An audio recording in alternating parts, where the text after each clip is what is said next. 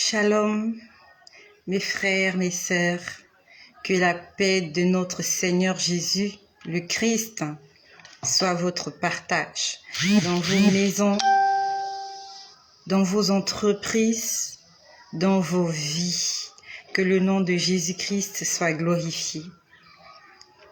Je viens vous faire ce partage, toujours sous la recommandation du Seigneur, afin de pouvoir avertir, afin de pouvoir sensibiliser les élus, les fils et les filles de Dieu qui sont dans l'attente de la délivrance. Je bénis le Seigneur pour toi qui es connecté. Comme c'est intitulé, le Seigneur nous avertit. Dieu nous aime. Dieu t'aime. C'est pour ça qu'il est en train, tous les jours, de nous enseigner, de nous exhorter et de nous préparer. Bonsoir à ma sœur Marie-Josée qui est là. Bonsoir à ma sœur Eudoxie qui est là. Que le Seigneur vous fasse du bien. Soyez bénis. Ce que je vais vous dire là tout de suite, c'est quelque chose que le Seigneur m'a montré hier dans la soirée. Bonsoir à rayon de soleil. C'est vrai que j'ai promis t'appeler, je ne l'ai pas encore fait. Que le Seigneur m'aide, que le Seigneur m'aide. Je sais qu'il va m'aider. Soyez bénis vous aussi. Soyez bénis partout là où vous êtes. Amen, amen, amen. Que le Seigneur se souvienne de vous toutes. Merci beaucoup, qu'il me bénisse aussi, qu'il vous bénisse abondamment. Donc ce que je vais vous dire, le Seigneur me l'a montré hier soir. Le Seigneur me l'a montré hier soir. Bonsoir à ma sœur Clarisse Polici, depuis l'Allemagne. Guten Tag. Voilà, en allemand, Guten Tag. Voilà, bonjour, Guten Tag. Alors, je vais vous parler de quelque chose que j'ai vu hier dans la soirée. Hier, j'avais fini de vaquer à mes occupations et j'étais montée avant de faire ma prière avant de dormir, voilà. Je me suis mise à chanter un cantique. Et quand j'ai commencé à chanter ce cantique, le Seigneur a commencé à me montrer des choses. C'est quand j'ai commencé à chanter un seul cantique. Je vais vous le chanter tout à l'heure. J'ai chanté le cantique et le Seigneur m'a montré une image. Et quand il m'a montré cette image, Dieu permet chaque jour que tu nous enseignes. Bien sûr, Dieu parle tous les jours. C'est incroyable. Il n'y a pas un jour où je n'ai rien à vous dire. Dieu me parle tous les jours. Je ne sais pas, toi qui crois que Dieu ne parle pas, si Dieu t'a donné une bouche, c'est que lui aussi il en a. De la même façon que toi tu utilises ta bouche, c'est comme ça que Dieu veut aussi utiliser sa bouche et parler à ses enfants. Lorsque nous lisons dans le livre de la Genèse, on nous dit que le soir, Dieu venait rendre visite à Adam et Ève. Il venait leur parler, il venait parler avec Adam et Ève comme des amis, comme un père et des enfants. Comme un père et un fils, comme un père et une fille. Aujourd'hui, il y a des gens qui disent que on ne peut pas dire que Dieu est notre Père.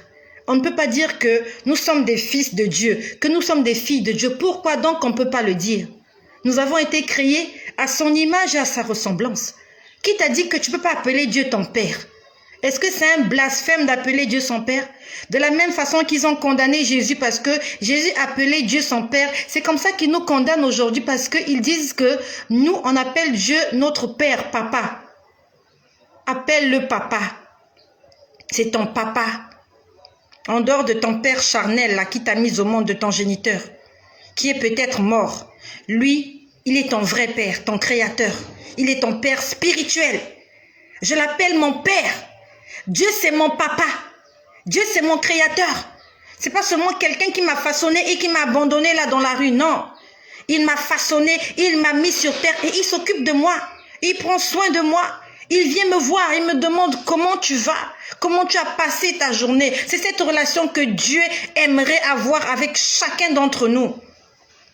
Toi qui m'écoutes, peut-être que tu dis que Dieu ne te parle pas. J'ai envie d'entendre la voix de Dieu. Est-ce que tu mets des dispositions autour de toi pour que Dieu te parle? Est-ce que tu mets des dispositions? Dieu aimerait te trouver dans une certaine atmosphère. Dieu aimerait que lorsqu'il vienne vers toi, tu es en train de lire sa parole, tu es en train de la méditer, tu es en train de chanter des louanges. C'est à ce moment-là que tu l'invites dans ta vie. Mais toi, tu écoutes Michael Jackson toute la journée et tu espères que Dieu viendra te parler la nuit. Non, c'est l'esprit de Michael Jackson qui viendra te parler. Et l'esprit de Michael Jackson, c'est l'esprit de mort parce que Michael Jackson est mort. Mais Jésus-Christ, il n'est pas mort. Il est ressuscité, il est ressuscité. Il est mort et 3 jours plus tard, il est vivant. Donc, quand Dieu vient te parler, il t'apporte la vie. C'est pas en écoutant Marilyn Monroe que Dieu viendra te parler. Je ne connais pas qui est ton musicien préféré. Mais j'aimerais que ton musicien préféré soit le Saint-Esprit. Celui-là qui te donne l'inspiration de chanter un cantique nouveau à l'Éternel. Et Dieu est venu me parler hier. Il était exactement 22 heures. Combien de minutes? Je ne sais pas. Mais quand Dieu est venu me montrer cette image, ce que je vous expliquais là tout à l'heure, j'étais en train de chanter. Il faut chanter pour Dieu. Quand tu chantes pour Dieu, tu es en train de l'appeler. Il faut prier. Quand tu pries, le Seigneur descend. Quand tu lis la Bible, le Seigneur descend. Quand tu la médites, le Seigneur descend. Le problème est que toi, tu veux que Dieu te parle. Qu'est-ce que tu fais toute la journée pour attirer sa présence? Attire sa présence par des choses qu'il aime, par des choses qu'il agrée. Donc j'étais en train de chanter un cantique. Je vais vous chanter ce cantique-là. On le chante très rarement. Et moi aussi hier, c'était la première fois que je chantais réellement ce cantique-là. Elle est lionne, dans mon cœur, je n'ai plus de douleur.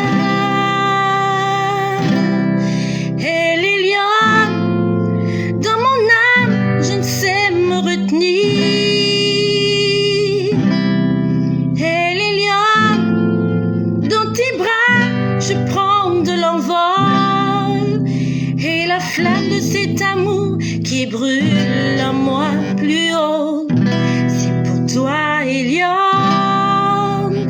Et la flamme de cet amour qui brûle en moi plus haut, c'est pour toi, Eliane. Chante-le avec moi. Elle est Eliane, dans mon cœur, je n'ai plus de douleur.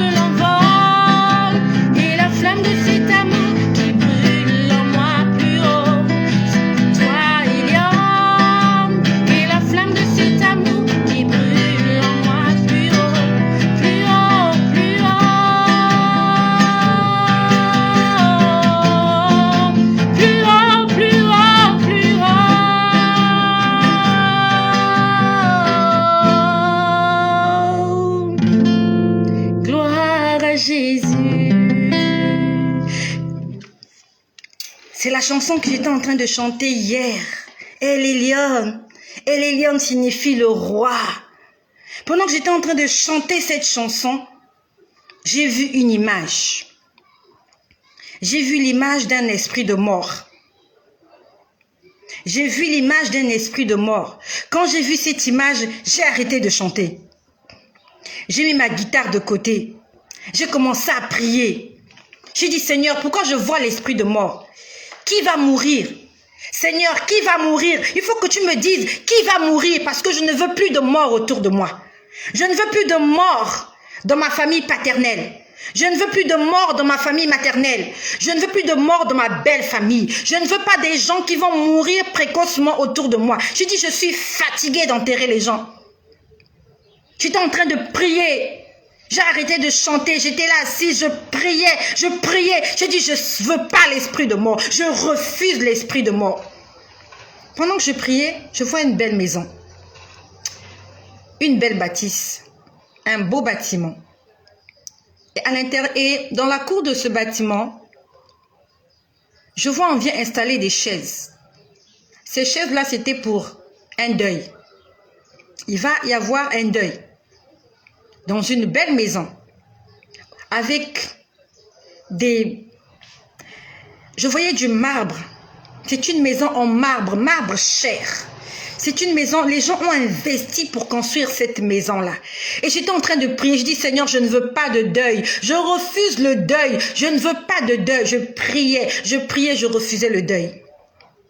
Puis après, le Seigneur me montre quelqu'un dans un cercueil. Et ce cercueil était placé dans un très bel endroit. Un endroit chic. Un endroit fashion, comme on l'appelle. Un très bel endroit. Et je voyais cette personne-là couchée dans ce cercueil. Un cercueil bien fait. Un cercueil de luxe. Cette personne était habillée d'un vêtement de luxe. Et cette personne, nous la connaissons. C'est quelqu'un qui passe sur les réseaux sociaux. C'est un grand chef ecclésiastique.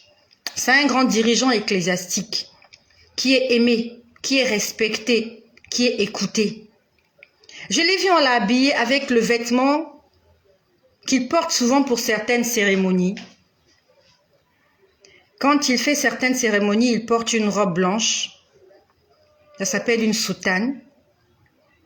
Et souvent, il a une espèce, je ne sais pas ce qu'on appelle ça, une carpe ou quelque chose comme ça, quelque chose qui revêt sa soutane, c'est de couleur rouge. Et souvent, quand on le voit sur les réseaux sociaux, à la télévision, il a une couronne sur sa tête. Je ne sais pas si cette couronne est vraiment en or, mais elle est dorée. Je ne sais pas si c'est de l'or fin, si c'est de l'or pur, ou c'est juste de l'or plaqué. Mais cette couronne-là, elle brille vraiment. Et j'ai vu qu'on l'enterrait avec ce vêtement-là, avec sa soutane blanche, revêtue d'un vêtement comme d'une tunique rouge.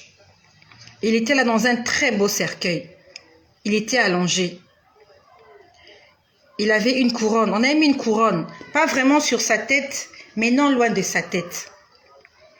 Et nous connaissons cette personne, nous la voyons sur les réseaux sociaux. Généralement, quand elle veut s'adresser aux gens, elle se met à une fenêtre, cette personne-là. Elle parle à travers une fenêtre. C'est une grande maison. La personne se met à la fenêtre et depuis la fenêtre, prêche, dit des choses. Et juste en dessous, il y a des fidèles de cette église-là qui aiment l'écouter, qui le respectent, qui le vénèrent et certains l'appellent même le Saint-Père. Les gens appellent ce monsieur-là le Saint-Père. Et dans l'église où il exerce son ministère, il y a des images de Jésus, il y a des images des saints, il y a des images de Marie, il y a des images des anges. C'est lui que le Seigneur m'a montré dans un cercueil, un très beau cercueil, richement habillé, bien maquillé. Quand j'ai vu cette personne dans le cercueil, j'ai compris que le Seigneur m'a annoncé qu'il va mourir. Quand est-ce qu'il va mourir, je ne sais pas. Mais cet homme-là va mourir. Et à ce moment-là, j'ai compris que en fait, c'était pas de ma famille qu'il s'agissait. L'esprit de mort, c'était pas pour ma famille. Mais c'était, le Seigneur m'a annoncé la mort de cet homme de Dieu-là, de ce chef ecclésiastique vénéré, respecté et appelé le Saint-Père. Lorsque le Seigneur m'a montré cette image, puis après j'ai vu la toiture d'un grand bâtiment, d'une grande bâtisse. Cette toiture était en tuiles, une très belle toiture. Et je voyais une créature diabolique, une créature satanique, une créature démoniaque, une créature ténébreuse en train de grimper sur cette toiture en tuiles, très beaux tuiles. Et il est arrivé au sommet de cette maison-là. Il était au sommet. Donc, il avait pris la place de cet homme qui va mourir. Cet homme qui va mourir, c'est un dirigeant, un très grand dirigeant ecclésiastique. Et quand il va mourir, à sa place, il va y avoir un esprit impur qui va venir prendre le commandement de là où il était. Et quand le Seigneur me montrait ces choses-là, je ne dormais pas. J'étais en train de prier. Il me montrait l'image. Puis j'ai entendu des choses dont je ne me rappelle plus. Mais parmi les choses que j'ai entendu perdition. J'ai entendu perdition. Avant perdition, il y avait quelque chose, mais j'ai oublié. Ça s'est passé hier soir. J'ai entendu perdition. Puis après, j'ai entendu, on ne peut pas acheter Dieu avec de l'argent. On n'achète pas Dieu avec de l'argent.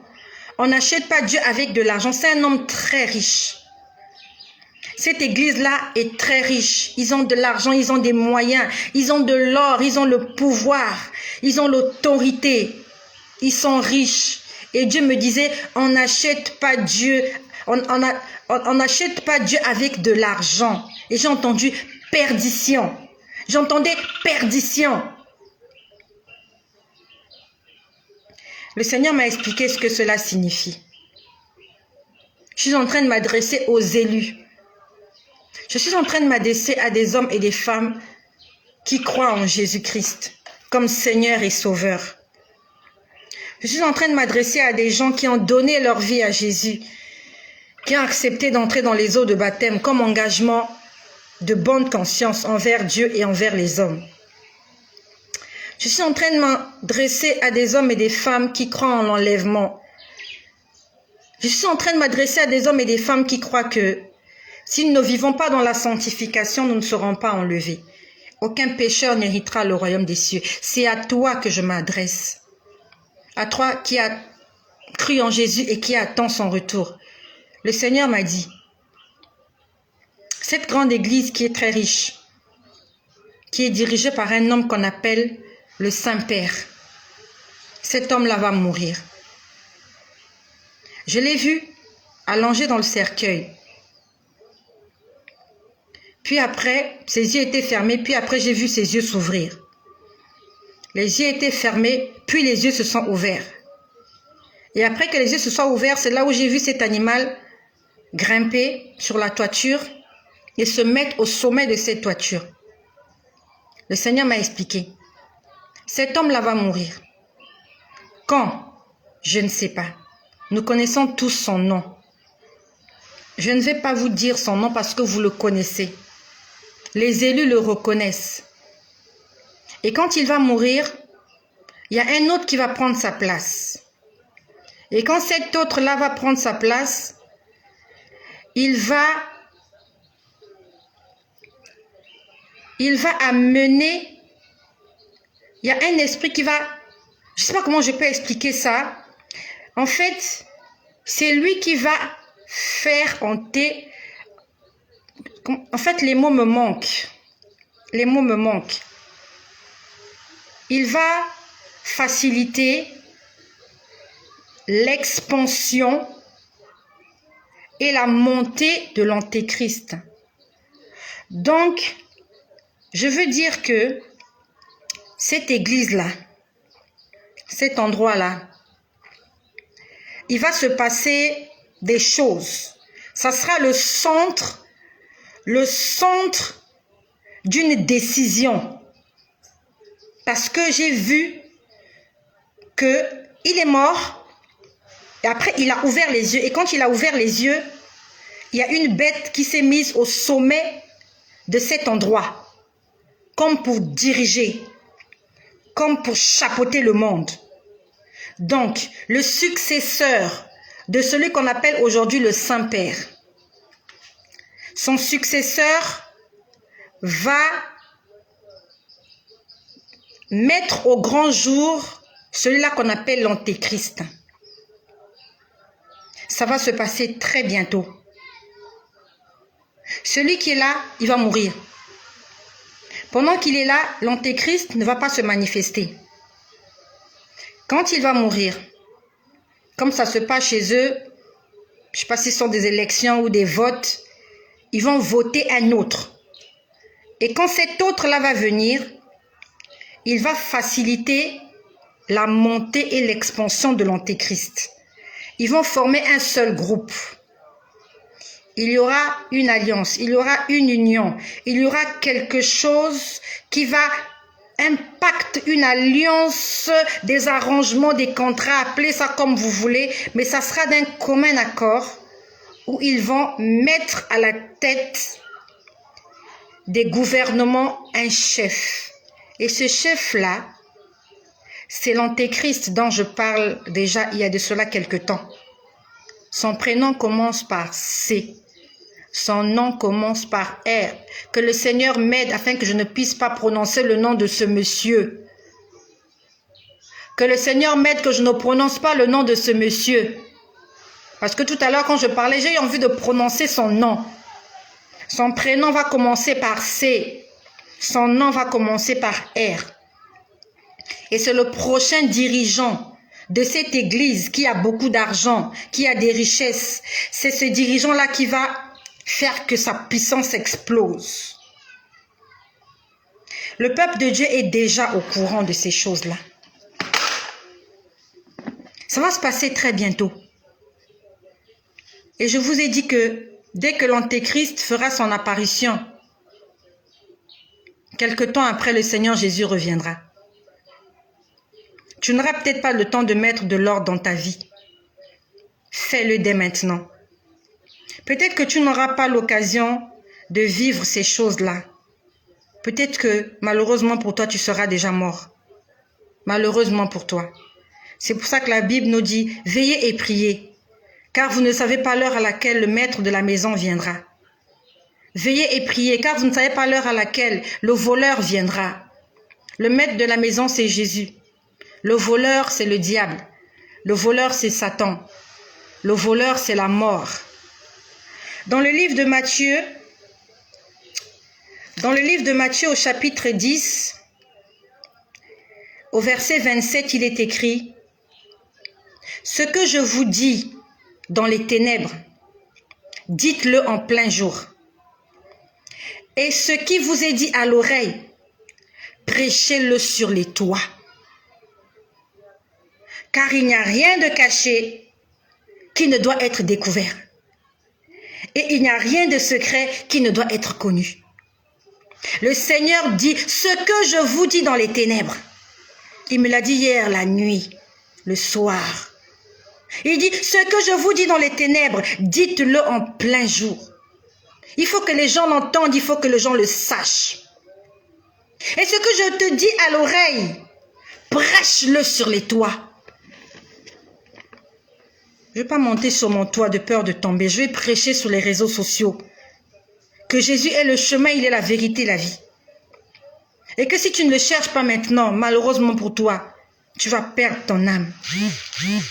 Le Seigneur Jésus nous enseigne parce qu'il nous aime. Il nous prévient. Quand cet homme-là va mourir, il y a un autre qui va le remplacer. Et celui qui va le remplacer, c'est le dernier. Après lui, il n'y aura personne. Parce que c'est eux qui vont gouverner le monde. Ils vont gouverner l'univers. Ils vont se manifester avec la puissance du diable, avec la puissance de Satan Lucifer. Et quand l'Antéchrist aura pris les rênes de ce monde, quand il va être au gouvernement, il va commencer à diriger les affaires. Quelque temps plus tard, des heures, des jours, des semaines, des mois, des années, je n'en sais rien. Mais quelque temps plus tard, Jésus reviendra subitement, tout à coup, comme lors de la Pentecôte. Il est écrit, tout à coup, on entendit le bruit d'un vent impétueux. Tout à coup, tu es surpris. Ça s'est passé. La seconde d'après, c'est fini, terminé. Ceux qui doivent partir sont partis. Ceux qui doivent rester sont restés. Tout à coup, ça va se passer tout à coup. Dieu n'attendra pas que tu puisses te repentir pour venir. C'est pour ça que dans le livre de Matthieu, au chapitre 26, on nous parle des vierges folles et des vierges sages. Les vierges sages, c'est celles-là qui avaient de l'huile dans leur lampe. La lampe, c'est la parole de Dieu, comme il est écrit dans le psaume. Ta parole est une lampe à mes pieds et une lumière sur mon sentier. Et l'huile, c'est le Saint-Esprit. Si tu as la parole, c'est bien. Si tu as le Saint-Esprit, c'est mieux. Parce que le Saint-Esprit, c'est celui-là qui fait que ta lampe brille, que ta lampe soit éclairée. Tu as besoin du Saint-Esprit. Et comme l'indique son nom, il aime la sainteté, il aime l'obéissance, il aime la soumission. Est-ce que tu es soumis au Seigneur? Est-ce que le Saint-Esprit est le maître de ta vie? Est-ce que le Saint-Esprit est le maître et le conducteur de tes pensées, de tes actes? Si tu n'as pas le Saint-Esprit, tu ne seras pas enlevé. Celui qui a le Saint-Esprit ne pêche pas. Celui qui a le Saint-Esprit s'éloigne du péché. Celui qui a le Saint-Esprit fuit l'iniquité.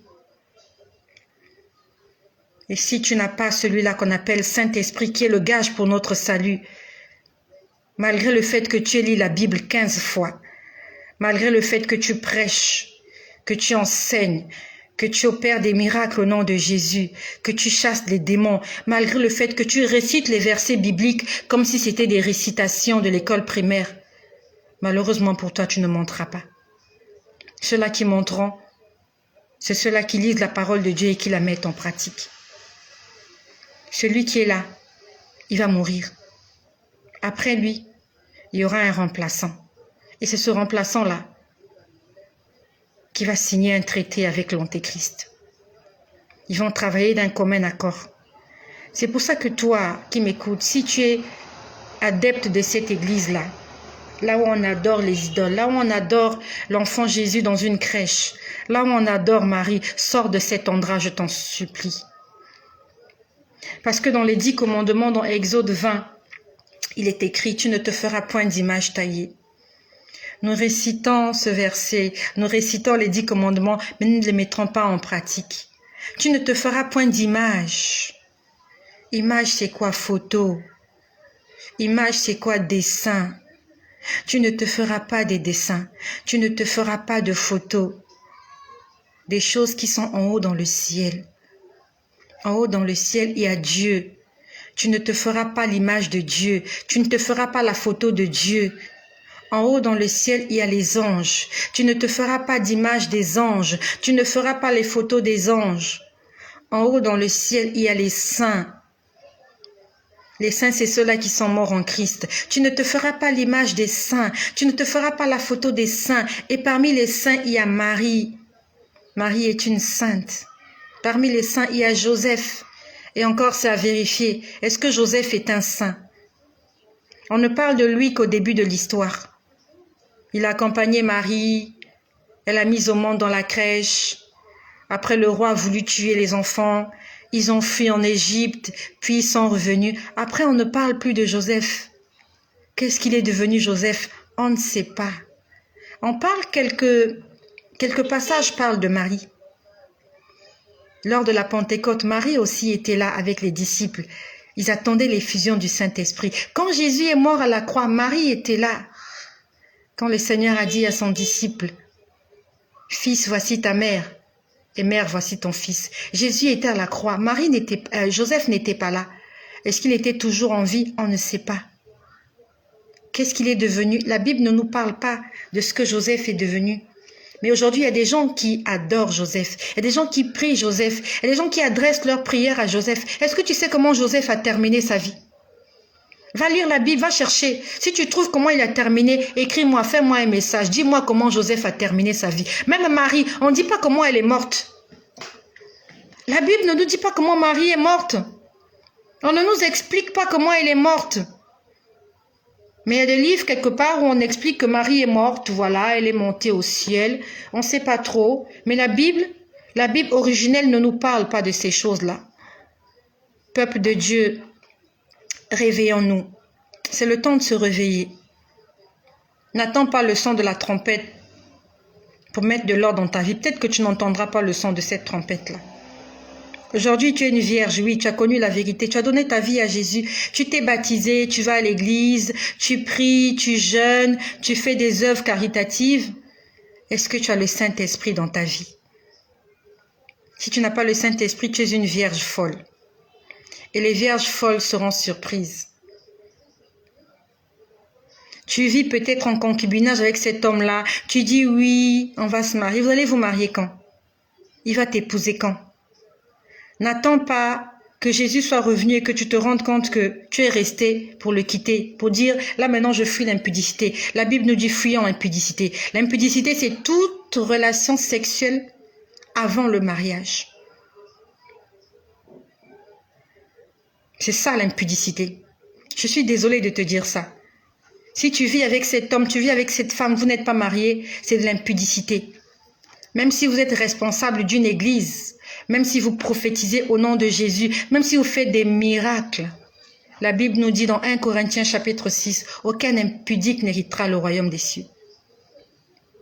Aucun impudique, qui que tu sois. Tu fais des miracles, oui. C'est pour ça que Jésus a dit, en ce jour-là, plusieurs diront, n'avons-nous pas fait des miracles en ton nom? N'avons-nous pas évangélisé en ton nom? N'avons-nous pas fait des disciples en ton nom? Il leur dira, je ne vous ai jamais connus. C'est une parole qui fait très mal. Je sais que tu peux pas sentir la douleur de cette parole parce qu'on ne t'a jamais dit ça. J'ai entendu ça une fois cette année. Le Seigneur me parlait de certains hommes de Dieu qui s'appuient sur leur richesse. J'ai entendu cette voix qui m'a dit, je ne les connais pas. Quand j'ai entendu cette voix, mon cœur était déchiré. J'avais l'impression que c'est à moi qu'on disait ça. Je me suis sentie abandonnée. Je me suis sentie bête. Je me suis sentie perdue. C'est incroyable. C'est un sentiment qu'on ne sait pas expliquer. Quand le Seigneur ce jour-là m'a dit, je ne les connais pas, je ne les ai jamais connus. Ça m'a fait quelque chose. Ça m'a fait mal au cœur. Que tu aies fait des choses au nom de Jésus. Tu as appelé Seigneur, je prie qu'elle soit délivrée. Tu vois aussi que la personne est délivrée. Et que ce jour-là qu'ils te disent, je ne te connais pas. Tu vas te dire, mais où est-ce que j'ai failli? Il a dit, si vous m'aimez, gardez mes commandements. Gardons les commandements du Seigneur. Marchons dans la vérité. Le titre disait que j'allais parler à une femme musulmane, mais je préfère m'arrêter par là. Le Seigneur nous aime. Rendons grâce parce qu'il nous aime. Nous sommes au courant de ces choses. Ce dirigeant-là, c'est l'avant-dernier. Quand il sera mort, celui qui va venir, ça sera le tout dernier. Et après lui, il n'y aura personne. Parce qu'après qu'il soit monté au pouvoir, il y aura l'expansion de l'Antéchrist. Après l'apparition de l'Antéchrist, il y aura l'enlèvement. Après l'enlèvement, il y aura les 7 années de tribulation. Après les 7 années de tribulation, ça sera le retour de Jésus sur le mont des Oliviers pour un règne de 1000 ans. Les temps sont finis. Il n'y a plus de temps. Est-ce que tu auras le temps de te marier? Je ne sais pas. Matthieu 6, 33 dit, cherchez premièrement le royaume des cieux. Au ciel, il n'y a pas de mariage. Au ciel, il n'y a pas d'enfant. Le salut est individuel. Le salut est individuel. Je bénis le Seigneur pour toutes les personnes qui sont là. Ne garde pas ce message pour toi-même, s'il te plaît. Moi, je ne l'ai pas gardé pour moi-même. Ne sois pas égoïste. Juste à côté, sur ta gauche, il y a un bouton. C'est écrit « Partager ». Mets ton doigt dessus. Partage-le. Peut-être qu'il y a quelqu'un qui ne verra pas l'arrivée de l'Antéchrist. Il va mourir avant, comme Tibi Joshua. Il n'a pas vu l'Antéchrist. Il ne sera pas témoin de l'enlèvement. Beaucoup de gens sont morts. Même des hommes de Dieu meurent. Des chrétiens, des païens, tout le monde meurt. Envoie ce message à quelqu'un. Le Seigneur nous avertit. J'étais juste en train de chanter. Il a commencé à me montrer la mort de ce grand homme et comment les événements vont se passer par la suite. Que le nom de Jésus-Christ soit béni. Aujourd'hui et à jamais.